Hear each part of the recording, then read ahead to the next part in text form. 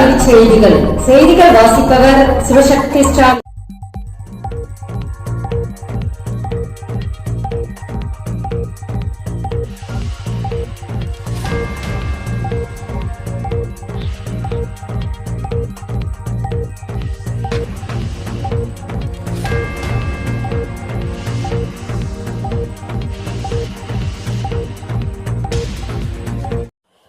சென்னை பல்கலைக்கழக தேர்வு முடிவு வெளியீடு. மறுமதிப்பீட்டுக்கு மார்ச் 10 முதல் விண்ணப்பிக்கலாம்.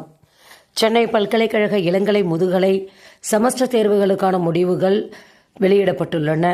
மாணவர்கள் மார்ச் 10 முதல் விண்ணப்பிக்கலாம். இது தொடர்பாக வெளியிட்டுள்ள செய்திக்குறிப்பில், கடந்த ஆண்டு நவம்பர் மாதம் நடைபெற்ற இளங்கலை முதுகலை மற்றும் தொழில் படிப்புகளுக்கான தேர்வுகளின் முடிவுகள் வெளியிடப்பட்டுள்ளன.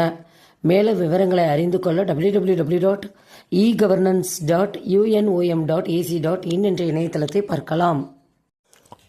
10ஆம் வகுப்புக்கான பொதுத் தேர்வு ஹால் டிக்கெட் மார்ச் 14 வெளியீடு. 10ஆம் வகுப்பிற்கான பொதுத் தேர்வு ஹால் டிக்கெட் மார்ச் 14 வெளியிடப்பட உள்ளன. மேல விவரங்களுக்கு www.dg.tn.government.in என்ற இணையதளத்தை பார்க்கலாம். நீட் நுழைவுத் தேர்வு விண்ணப்பங்களில் மார்ச் 9 முதல் திருத்தம் செய்யலாம்.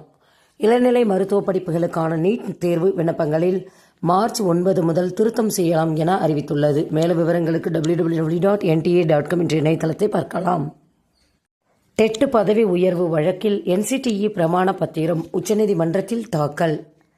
ஒரு ஆசிரியர் எப்போது நியமிக்கப்பட்டிருந்தாலும் பணி நியமனம் மற்றும் பதவி உயர்வுக்கு டெட் கட்டாயம் இருக்க வேண்டும். டெட் தேர்வுகளை நடத்துவதற்கான பொறுப்பும் கடமையும் அந்தந்த மாநில அரசுகளுக்கே உரியது என NCTE தெரிவித்துள்ளது. கல்வியில் தேசிய அளவிலான தரத்தை நிலைநாட்ட டெட் அவசியம்.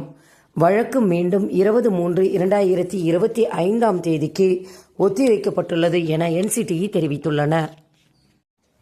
2025-2026 கல்வியாண்டிற்கான மாணவர் சேர்க்கை செய்தி வெளியீடு.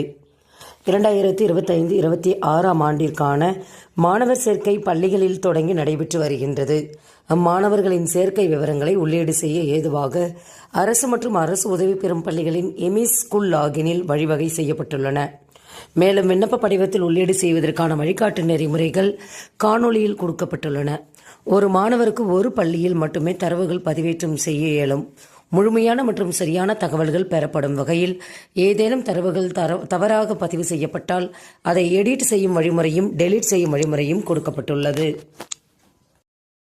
செய்திகள் நிறைவடைந்தன. வணக்கம்.